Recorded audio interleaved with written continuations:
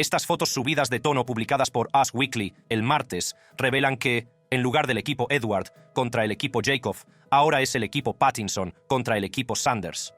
Las cámaras se utilizan a menudo para capturar momentos y crear recuerdos que trascienden al futuro, pero a veces captan momentos aparentemente impactantes.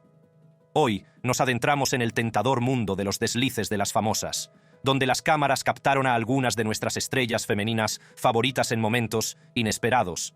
Acompáñanos a descubrir los momentos más asombrosos en los que celebridades como Kristen Stewart, Leanne Rimes y Ariana Grande fueron pilladas infraganti sin percatarse de las miradas indiscretas. Policías mafiosos. Hoy en día, Nueva York es conocida como una de las grandes ciudades más seguras del mundo. Sin embargo, en los años 70 se la llamaba Ciudad del Miedo. Durante esa época, la delincuencia aumentó mucho, lo que hizo que fuera un periodo duro para la ciudad. También hubo muchos casos de violencia de bandas, crímenes en el metro y atracos en la ciudad. Además, grupos extremistas llevaron a cabo importantes actos de terrorismo. De hecho, el aumento de la delincuencia durante esta época se ha atribuido a una combinación de factores, como un cuerpo de policía más reducido debido a problemas financieros, junto con el crecimiento de las bandas callejeras y las organizaciones extremistas. Quizá por ello, 2 policías pudieron aprovecharse del sistema y convertirse en infiltrados de los mismos delincuentes, a los que deberían haber detenido. Nacido en 1942 en Nueva York, Stephen Caracappa empezó a trabajar en la policía de Nueva York en 1969.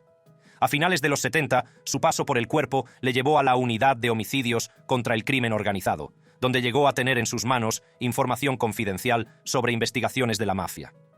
Caracappa puso fin a su carrera en 1992, cuando se jubiló por invalidez y se trasladó a Las Vegas, Nevada, junto a Eppolito. Curiosamente, después trabajó como funcionario de prisiones en el Correccional de Mujeres de Las Vegas.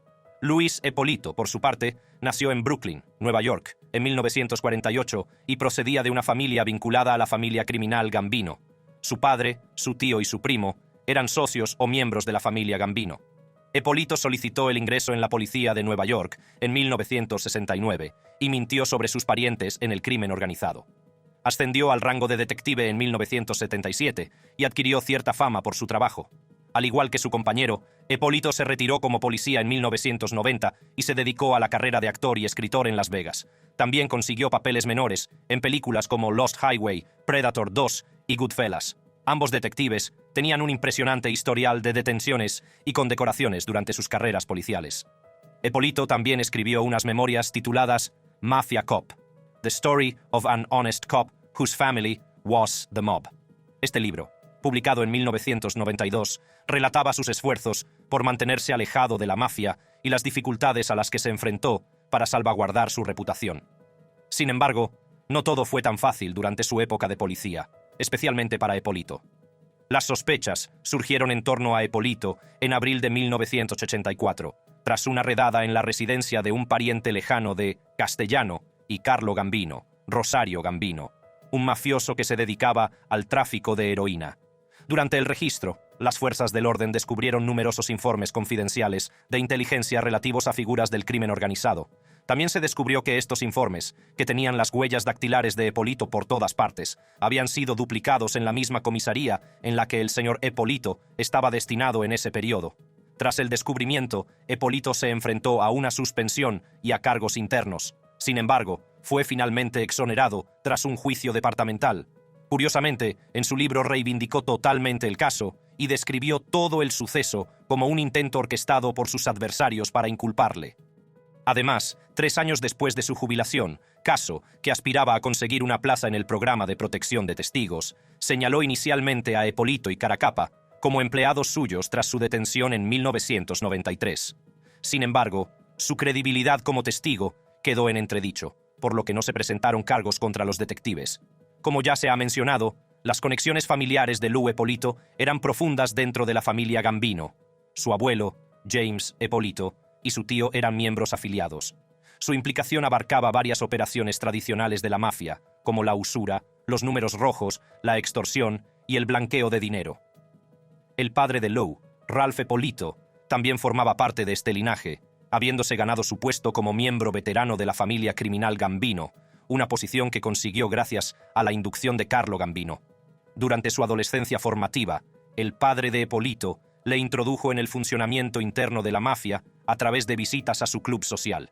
Y, con la mala suerte de haber nacido en un linaje de mafiosos, Eppolito empezó a trabajar en el bar de su padre a los 12 años, un papel que le llevó a entregar discretamente sobres con dinero a los agentes de policía apostados en los coches patrulla cercanos. Además, tras la muerte de su padre, Eppolito empezó a recibir sobres y tarjetas de mafiosos. Estas contenían información privilegiada sobre oportunidades de trabajo en sectores bajo influencia mafiosa en la ciudad de Nueva York. Sin embargo, dado que Lou y su mujer acababan de dar la bienvenida a un recién nacido y él se enfrentaba a una situación laboral estancada, decidió ponerse en contacto con uno de los mafiosos. Esta conexión le llevó a un puesto en la oficina central de correos de Manhattan que resultó ser efímero. Fue entonces cuando Eppolito decidió optar por un camino diferente, ingresar en las filas de la policía de Nueva York. Cualquiera habría supuesto que Eppolito había tomado por fin la decisión correcta, pero qué equivocado estaba ese pensamiento. Anthony Casso. Convertirse en policías de la mafia. Anthony Gaspip. Casso fue un famoso mafioso que llegó a convertirse en el subjefe de la familia Lucchese, una de las 5 principales familias de la mafia de Nueva York. Era conocido por su brutalidad, astucia y paranoia, y estuvo implicado en numerosos asesinatos, extorsiones y chantajes. También fue uno de los miembros de más alto rango de la mafia que se convirtió en informante, pero más tarde traicionó al gobierno y fue condenado a cadena perpetua. Sin embargo, 2 mafiosos, Burton Kaplan y Frank Santoro, fueron 2 piezas clave en la relación entre Anthony Casso y los policías de la mafia, como llegaríamos a saber. Pero primero, vamos a empezar con un poco de historia. Casso nació en 1942, en el sur de Brooklyn, en Nueva York, donde creció admirando el pasado criminal de su padre y la condición de capo genovés de su padrino. Abandonó la escuela a los 16 años y trabajó como estibador, al tiempo que desarrollaba sus habilidades como tirador y luchador callejero. La trayectoria de Casso en el mundo de la mafia, concretamente con la familia Lucchese, comenzó cuando aún no había cumplido los 20 años. En aquella época, la familia Lucchese era el tercer grupo mafioso de la ciudad, por detrás de las familias Gambino y Genovese. Rápidamente, se ganó la reputación de ejecutor despiadado y usurero. De hecho, recibió el apodo de Gaspipe, por la supuesta arma favorita de su padre, una tubería de plomo llena de gas. Casso se convirtió en un hombre hecho y derecho en 1974, junto con su íntimo amigo y socio Vittorio Vic Amuso. Los dos trabajaban a las órdenes de Christopher Christie Tick Furnari, el poderoso consigliere de la familia Lucchese. En la familia del crimen, Casso se especializó en el chantaje laboral, controlando los muelles de Brooklyn y extorsionando millones de dólares al sindicato Teamsters. También dirigía lucrativos negocios de juego, tráfico de drogas y construcción. Aunque fue detenido en varias ocasiones, siempre consiguió evitar la condena intimidando o sobornando a testigos y funcionarios. Casso era también un asesino prolífico, que disfrutaba torturando y asesinando a sus enemigos. Se sospecha que cometió u ordenó hasta 100 asesinatos, incluidos los de mafiosos rivales, informadores, civiles e incluso sus propios socios. Algunos de los golpes más notorios del mafioso Lucchese incluyen el asesinato de Frank De Sico, el subjefe de la familia Gambino, que orquestó el asesinato de Paul Castellano, el jefe de los Gambino. Y así, como venganza por la muerte de Castellano, Casso colocó un coche bomba bajo el vehículo de De Sico, y como favor al jefe genovés, Vincent Chin Gigante. También está el asesinato de Vladimir Reznikov, un gángster ruso que intentó extorsionar al socio de Casso, Marat Balagula, una poderosa figura de la mafia rusa. Casso atrajo a Reznikov a una reunión en la que le disparó mortalmente. No olvidemos tampoco su intento de asesinato de John Gotti, el jefe de la familia Gambino, que sobrevivió al coche bomba que mató a De Sico. En 1986, Casso y Amuso se convirtieron en los líderes de la familia Lucchese, después de que Furnari y la mayor parte de la jerarquía de la familia fueran condenados en el juicio de la Comisión de la Mafia. Casso pasó a ser el subjefe y jefe de facto, mientras que Amuso se convirtió en el jefe oficial y permaneció oculto. Ambos dirigieron la familia con mano de hierro, exigiendo lealtad y obediencia absolutas a sus subordinados. También libraron una sangrienta guerra contra la familia rival, los Gambino, que se saldó con decenas de muertos en ambos bandos. Durante la década de 1980, Anthony Casso destacó como uno de los sicarios más despiadados de Nueva York y destacado subjefe de la mafia. Sin embargo, el reinado de Casso estuvo marcado por la paranoia y la traición. Temía que cualquiera pudiera ser un informante o un traidor, y ordenó la muerte de muchos miembros leales de los Lucchese sin ninguna prueba ni justificación. En otras palabras, mostró poca preocupación por infringir importantes normas de la mafia, llegando incluso a eliminar a civiles basándose en meras sospechas de que eran informadores. La intensa aversión de Casso hacia los informantes era innegable, y así entran los dos policías de la mafia, Luis Eppolito y Stephen Caracappa. Convertirse en asesinos. A su manera, Luis Eppolito identificó paralelismos entre los agentes de policía y los gángsters, reconociendo que ambos se adherían a rígidos códigos de conducta. Y, desde su punto de vista, ambos grupos poseían la capacidad de impartir justicia según sus propias interpretaciones. Pero, ¿era esta su razón para estrechar la mano del diablo? Cualquiera puede adivinarlo. El año 1985 marcó la relación de Luis Eppolito y Stephen Caracappa con el subjefe de la familia Lucchese, Anthony Gaspipe Casso. El trato consistía en que los dos detectives de la policía de Nueva York proporcionarían a la familia del crimen informes de inteligencia sobre informantes dentro de la mafia y recibirían a cambio un pago mensual de $4,000. En otras palabras, debían revelar la identidad de cualquiera que estuviera cooperando con el gobierno, junto con detalles sobre las investigaciones en curso y las próximas acusaciones que pudieran hacer caer a la familia en la red policial. A los policías corruptos les resultó bastante fácil cumplir su parte del trato, porque en primer lugar eran agentes de policía y en segundo lugar, Caracappa trabajaba en la unidad de homicidios del crimen organizado. Sin embargo, la información no era lo único que Eppolito y Caracappa hacían para la mafia. Los dos policías mafiosos también estuvieron implicados en al menos 8 asesinatos que cometieron como parte de su lealtad a la familia del crimen. El mismo año en que fueron reclutados por la familia Lucchese, un delincuente profesional relacionado con Casso los empleó para eliminar a un traficante de diamantes israelí, Israel Greenwald, para evitar que testificara en una investigación del FBI. Utilizando una base de datos confidencial de la policía, los detectives localizaron la residencia del joyero, identificaron su vehículo y también obtuvieron su número de matrícula. Con esta información, realizaron un falso control de tráfico y le invitaron a la comisaría para interrogarle. En lugar de eso, llevaron a Greenwald a un almacén de la avenida Nostrand, en Brooklyn, donde Caracappa y un cómplice de la mafia lo asesinaron, con Eppolito haciendo de vigía.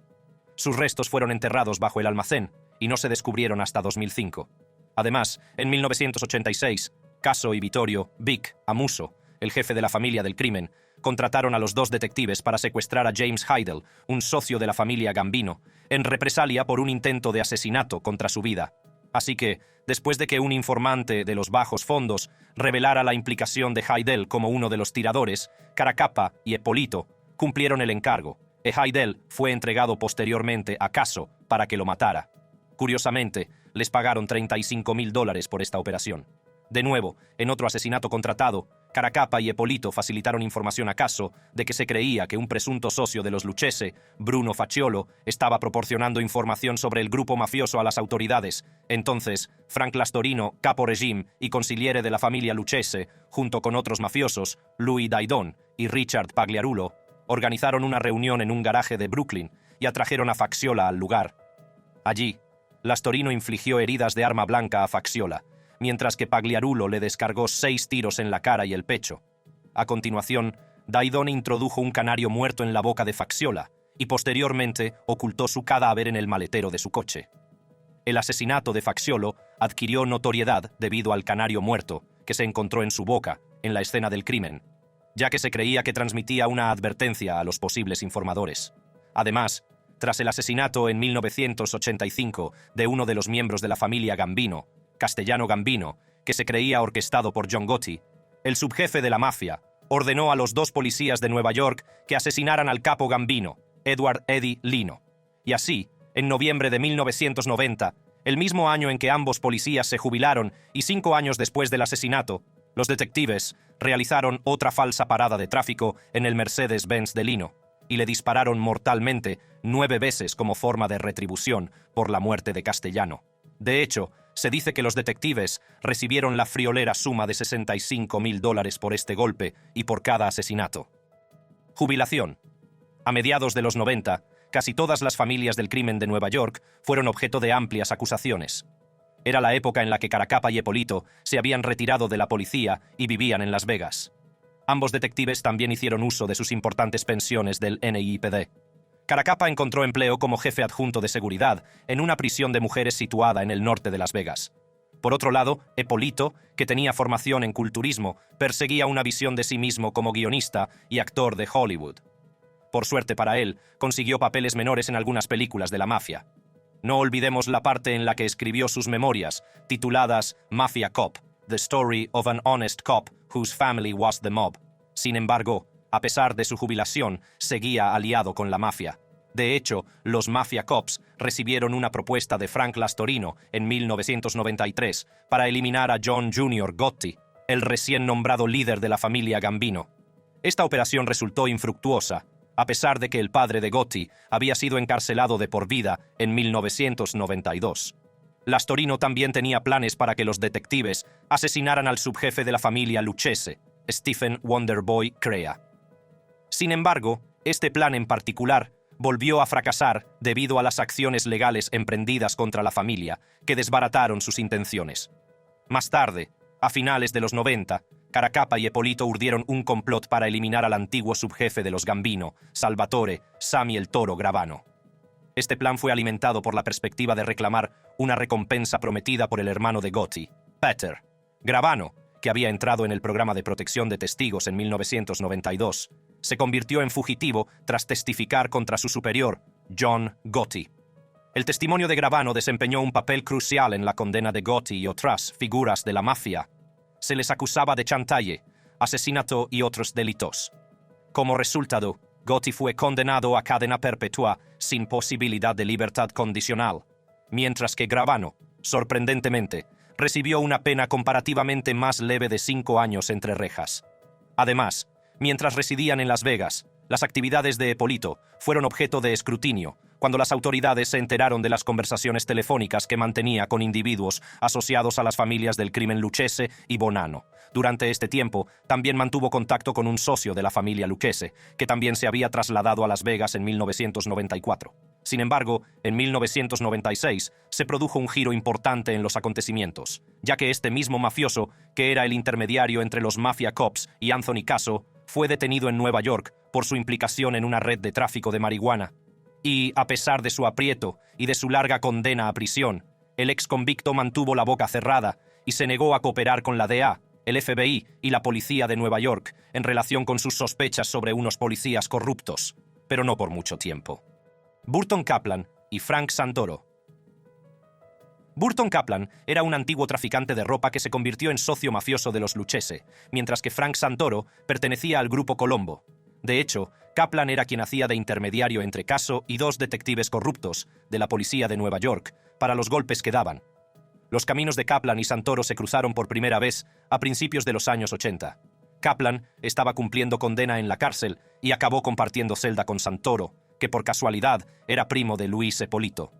Tras su estancia entre rejas, Santoro se lo contó todo a Kaplan, haciéndole saber que su primo y su compañero estaban dispuestos a facilitar información relacionada con las fuerzas del orden, informantes, próximas detenciones, etc., a cambio de dinero.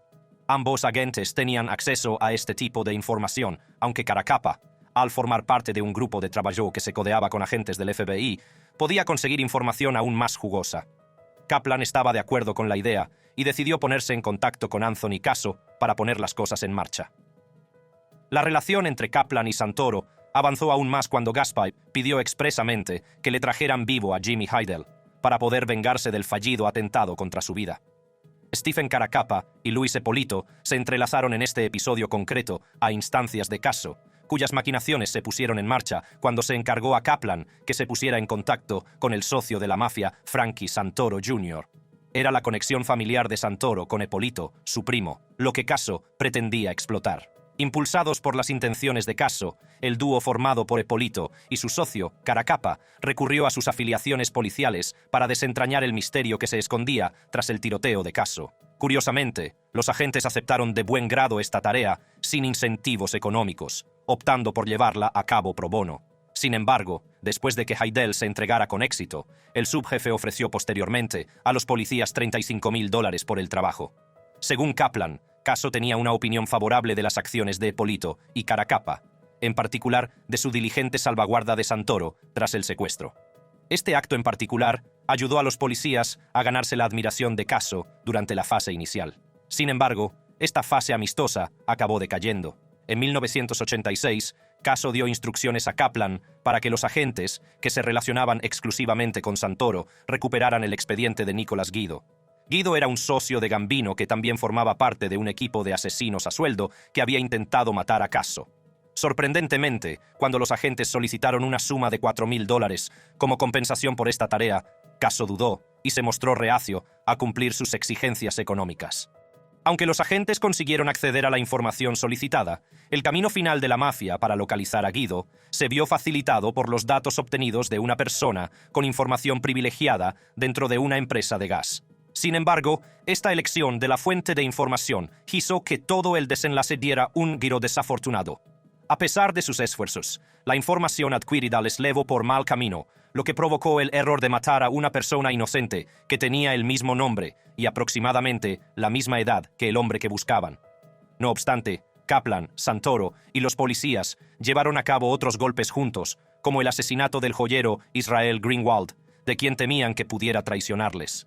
La génesis de los problemas con Greenwald se produjo cuando el joyero estableció vínculos con un tinglado en el que participaba un banquero jasídico llamado Joe Banda, de la zona de Williamsburg.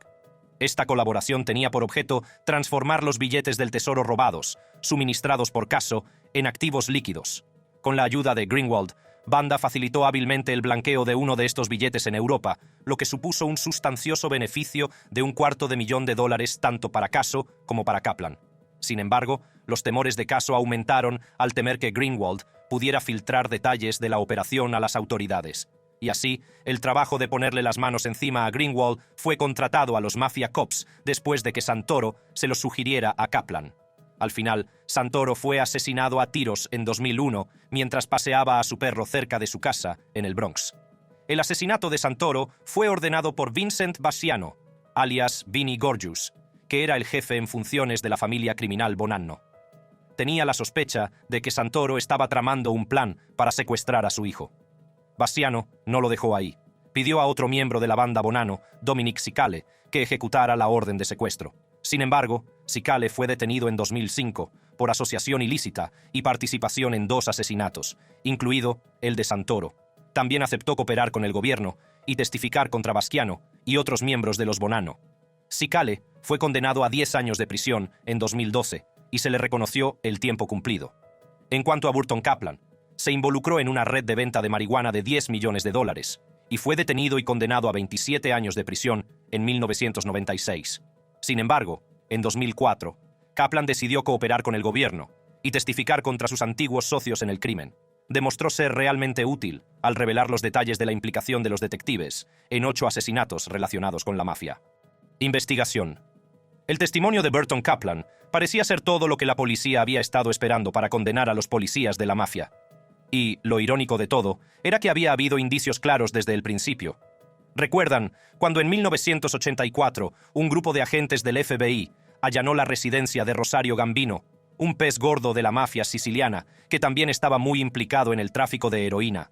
En su casa encontraron documentos de la División de Inteligencia de la Policía relacionados con Eppolito. La historia dio un nuevo giro cuando los periódicos publicaron informes que sugerían que Rosario Gambino estaba emparentado nada menos que con el mismísimo Carlo Gambino, el jefe de la familia criminal Gambino.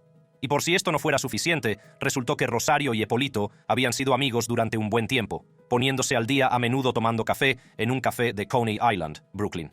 Sin embargo, mientras que Rosario Gambino fue condenado a 45 años de cárcel por contrabando de heroína por valor de millones, Eppolito quedó libre de toda sospecha. El entonces comisario de juicios de la policía de Nueva York, Hugh Moe, se pronunció y le declaró inocente, creyendo plenamente su versión de los hechos. Según Eppolito, había manejado ese expediente porque un sargento de la División de Inteligencia le había pedido que se lo enseñara a sus colegas de la comisaría de Brooklyn. Ahora bien, lo realmente sorprendente era cómo había acabado el expediente en casa de Gambino. Sin embargo, la idea predominante era que Eppolito podría haberlo escondido en algún armario sin cerrar de su comisaría. Aún así, eso dejaba bastantes preguntas sin respuesta que nadie se preocupaba de formular. Y así, el detective, que era el 11º policía más condecorado de la ciudad, volvió al cuerpo y también reclamó $11,000 de atrasos. Otra gran pieza del rompecabezas cayó en 1994, una década antes de que Kaplan presentara su testimonio. ¿Y quién era la fuente esta vez? Nada menos que el mismísimo Gaspipe Caso. Caso se encontraba en una situación delicada por los cargos relacionados con los 36 asesinatos que había confesado. Así que para salvarse, decidió contárselo todo a los federales y contó toda la historia de su relación con Eppolito y Caracappa. A pesar de la historia gráfica que Caso contó a las autoridades, no le tomaron en serio. De hecho, cuando se chivó del asesinato de Edward Eddie Lino, al que los policías de la mafia dispararon 9 veces en un falso control de tráfico, hubo algunos policías neoyorquinos que elaboraron sus propias teorías sobre los motivos de Caracappa. Pensaron que quizás Caracappa estaba impulsado por una venganza personal contra Lino por su conexión con el escuadrón que mató a Paul Castellano y Thomas Bilotti en 1985. Y, dado que Bilotti era amigo íntimo de Caracappa, se plantearon la posibilidad de que le hubiera picado el gusanillo de la venganza. En cuanto a los investigadores, casi se inclinaron por creer los cuentos de Caso. Sin embargo, dado que Caso era prácticamente el único que contaba historias, y teniendo en cuenta su historial como asesino extraordinario de la mafia, dudaban de su fiabilidad. Así que, siendo el testigo clave tan poco fiable como era, el testimonio de Caso se consideró inútil. No fue hasta 2003 cuando las cosas dieron un giro. El detective Thomas Dades, de la policía de Nueva York, consiguió descubrir nuevas pistas. Se sumergió en los historiales laborales de Eppolito y Caracappa, rebuscando en los registros. Pero el verdadero avance se produjo cuando se cruzó con una pista más prometedora. Betty Heidel, la madre de James, contó a Dades que Eppolito y Caracappa la habían visitado en su casa de Staten Island y le habían pedido ver a James. Y, para añadir más intriga a la información, esta visita se produjo justo antes de que James desapareciera misteriosamente en 1986. Hasta la fecha, nunca se ha encontrado el cuerpo de Heidel. Armado con estas nuevas pruebas, Dades no perdió el tiempo y presentó sus conclusiones a la oficina del fiscal del distrito de Brooklyn. Al profundizar en la investigación, se topó con un descubrimiento bastante desconcertante. Resulta que un montón de documentos relacionados con las investigaciones de asuntos internos sobre algunos mafiosos e informantes, que abarcaban varios años, no aparecían por ninguna parte. Además, justo cuando las cosas parecían un poco desconcertantes, salió a la luz una pieza crucial del rompecabezas. Se trataba del registro de una búsqueda informática que Caracappa había realizado sobre Nicholas Guido. El año 2004 también llegó con un testigo de peso, en la persona de Burton Kaplan, que ayudó a los federales a empezar por fin a atar cabos. Kaplan también reveló que cada vez que Eppolito y Caracappa compartían información con Caso sobre informantes vinculados a las familias Bonanno y Genovese, Caso transmitía estas pistas a dichas familias. Este intercambio de información podía conducir a nuevos actos de violencia en el ámbito de la delincuencia organizada. Juicio y secuelas. Tras una amplia investigación que cobró un impulso considerable con la decisión de Burton Kaplan de prestar testimonio contra sus antiguos cómplices, tanto Caracappa como Eppolito se enfrentaron al peso de la justicia. Y finalmente, en marzo de 2005, fueron detenidos y acusados de una serie de delitos, entre ellos asociación ilícita, obstrucción a la justicia, secuestro, extorsión y la asombrosa cifra de 8 cargos de asesinato y conspiración, 2 de los cuales cometieron ellos mismos. Entre estos cargos estaban los relacionados con los asesinatos de individuos como James Heidel, Nicholas Guido, Israel Greenwald, John Otto Heidel y otros con seudónimos, junto con su presunta participación en el complot para asesinar a Gravano. Sin embargo, el juez federal que supervisaba el caso desestimó la condena por asesinato organizado contra Caracappa y Eppolito. Esta decisión se basó en un tecnicismo, concretamente en el hecho de que el cargo crucial de conspiración para el crimen organizado no había prescrito a los 5 años. Curiosamente, el dúo negó todos los cargos y declaró su inocencia. A pesar de ello, Eppolito fue condenado a cadena perpetua y a otros 100 años de prisión, mientras que Caracappa fue condenado a cadena perpetua y 80 años de prisión. Además de estas sustanciales penas de prisión, ambos individuos fueron condenados a pagar multas superiores a $4 millones. Caracappa cumplió condena en la penitenciaría de los Estados Unidos, en Coleman, Florida. Los esfuerzos de Caracappa por anular su condena mediante un recurso de apelación se vieron frustrados en abril de 2016. Volvió a probar suerte y presentó una solicitud de libertad compasiva apenas 2 meses después. Sin embargo, la respuesta del juez fue bastante tajante, afirmando que no se podía hacer nada. Caracappa fue trasladado posteriormente a una prisión federal situada en Carolina del Norte, donde finalmente sucumbió al cáncer el 8 de abril de 2017, a los 74 años. Por otro lado, Eppolito estuvo recluido en la penitenciaría de Estados Unidos en Tucson, un centro conocido por sus medidas de alta seguridad. Murió el 3 de noviembre de 2019, mientras estaba bajo custodia federal en un hospital de Tucson, a los 71 años.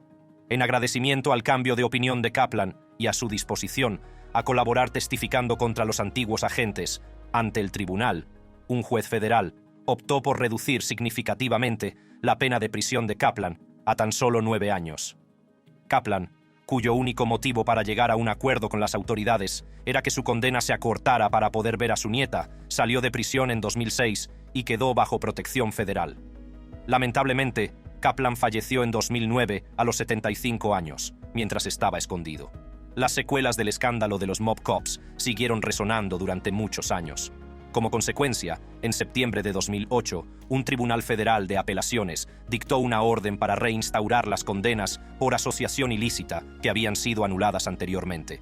Y así, la ciudad de Nueva York tuvo que pagar la importante cantidad de $18,4 millones para resolver un total de 7 demandas iniciadas por familiares de las víctimas que habían sufrido a causa de las acciones de Caracappa y Eppolito. Además, en 2010, la ciudad de Nueva York tuvo que hacer frente de nuevo a una cuantiosa suma de $9,9 millones, concedida a un hombre que había pasado injustamente 19 años entre rejas debido a las acciones de Eppolito y Caracappa para inculparle del asesinato de una prostituta. Y, en un caso aparte, la ciudad también acordó en 2015 que se cumplían 28 años del incidente, indemnizar con $5 millones a la familia de Nicholas Guido, al que dispararon injustamente. Este acuerdo se consideró un paso hacia el cierre de uno de los episodios de corrupción policial más asombrosos de la historia de la ciudad. ¿Qué aspecto de la historia de Mafia Cops te parece más intrigante? Danos tu opinión en los comentarios. Además, para ver más vídeos cautivadores como este, haz clic en una de las tarjetas que aparecen actualmente en tu pantalla.